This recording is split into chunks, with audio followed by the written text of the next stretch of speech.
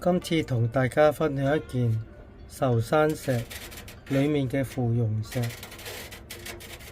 題材係歡天喜地。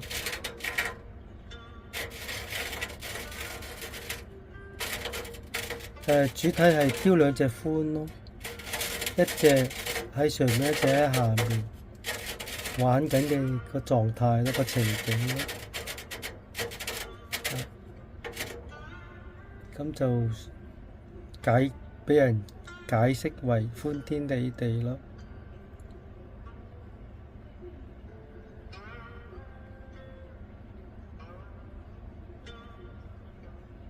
呢件都係老性芙蓉嚟㗎，嗱你哋睇到啦，完全冇變色嘅傾向，白色就係咁樣咯。當然可以白啲，再白啲更好啲，但係每一嚿石都唔同咯，三色咯，紅黃白有齊咯。